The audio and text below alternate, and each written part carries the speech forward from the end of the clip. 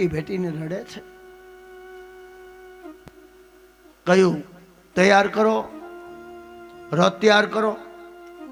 જશોદાજી કૃષ્ણને રસોડામાં લઈ ગયા અને બેનો છેલ્લી વાર માતાજી માખણ ખવડાવ્યું.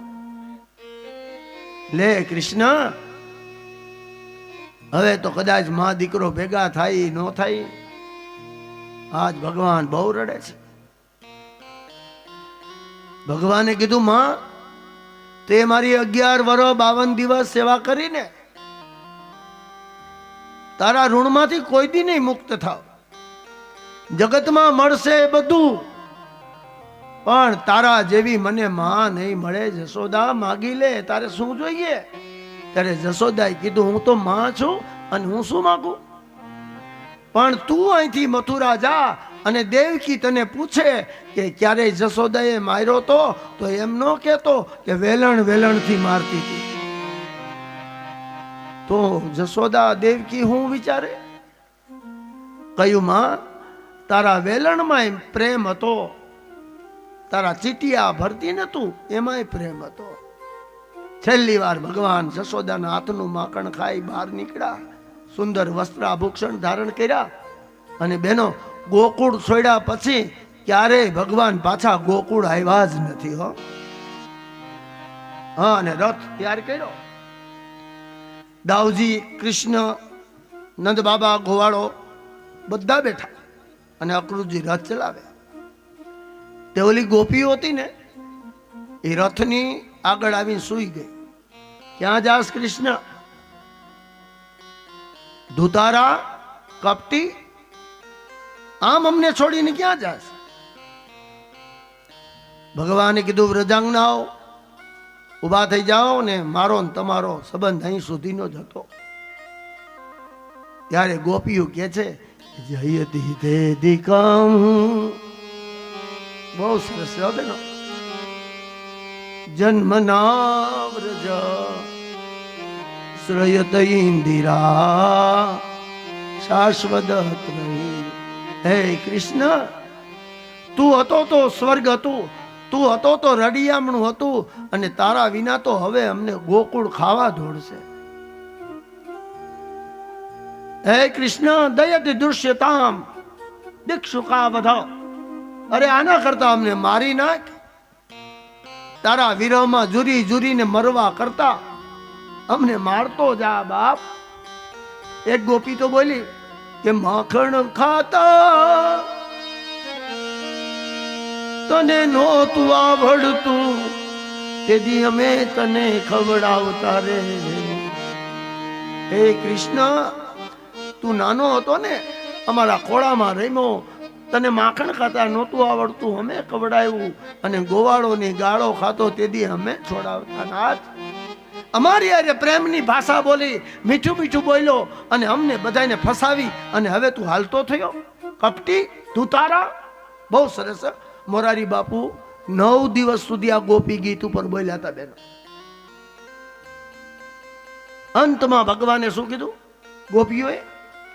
કે તવ કથામૃતમ તપ્ત જીવનમ કવિબિરે તમ કલ્પશાપહમ.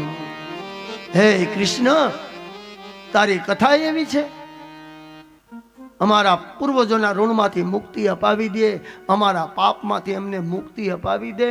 અને હે કૃષ્ણ, તવ કથામૃતમ, તારી કથા અમૃત જેવી છે. અમે જ્યારે જ્યારે સાંભળીએ ને ત્યારે અમારા હાથના રૂવાડા ઊભા થઈ જાય, આંખમાંથી પાણી નીકળી જાય. કેમ કે ઈ અમૃત ગયા વિના ઈ ન થાય બા. એટલે તવ કથામૃતમ તપ્ત જીવનમ કવિ વિરેડિતમ કલ્પશાપહમ. આમ કરીને ગોપીઓને ઊભી કરીને ભગવાનનો રથ હાલવા લાગ્યો ને માં જશોદા પાછળ દોડ્યા. કૃષ્ણ નો જા, મને છોડીને નો જા. અને આમ ભગવાન ગોકુળમાંથી નીકળ્યા બેનો. ઝાડવા સ્તંભી ગયા, પવન થંભી ગયો, અને યમુનાજી 2 કાંઠે જતા હતા ને થંભી ગયા. આજ પણ તમે જોજો યમુનાજી થંભી ગયા છે. ફેકાર જેવું વાતાવરણ બની ગયું અને રથ મીડ્યો હાલવા. એમાં બરસાનામાં રાધાને ખબર પડી ગઈ કે કૃષ્ણ જાય છે. રાધાજી દોડતા દોડતા આવી અને રથની આડા ઉભા રહી ગયા. ધુતારા, ક્યાં જાય તું અમને છોડી? કહ્યું, રાધે, મારે કેટલાય ભક્તો મારી રાહ જોવે છે, મારે એનો ઉદ્ધાર કરવાનો છે. હે રાધા, આજથી તમને વૃંદાવન વ્રજની જવાબદારી આપું છું. આજથી તમારે મારા વૈષ્ણવોનું ધ્યાન રાખવાનું, મારા ભક્તોનું ધ્યાન તમે રાખજો. કહ્યું કે વિરह की वेदना में सदा बेचैन रहती है, तड़पती है, आहें भरती है और रो रो के यही कहती है कि तू ही मेरा कृष्ण है. कृष्ण एक, शरीर બે, એક રાધા છે તો એક કૃષ્ણ છે. શરીર બેયના જુદા છે પણ આત્મા બેનો એક છે. ચાહે રાધા કહો ચાહે કૃષ્ણ કહો, શરીર બે છે, આત્મા એક છે.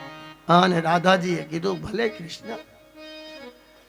ભગવાને કીધું, રાધા મને વચન આપો કે આજ પછી મને યાદ કરી અને તમારી આંખમાંથી આંસુડો ન નીકળવું જોઈએ.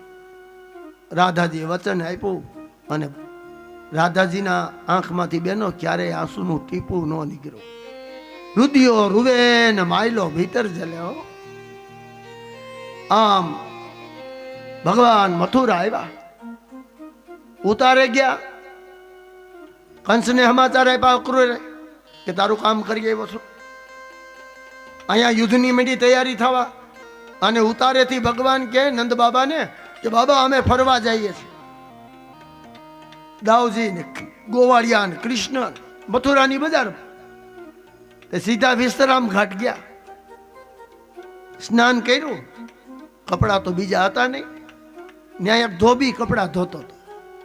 તો ભગવાન કે લાવે ધોબી આ કપડા. આ ધોબી હતો ને કંસનો હતો અને કપડા કંસના હતા.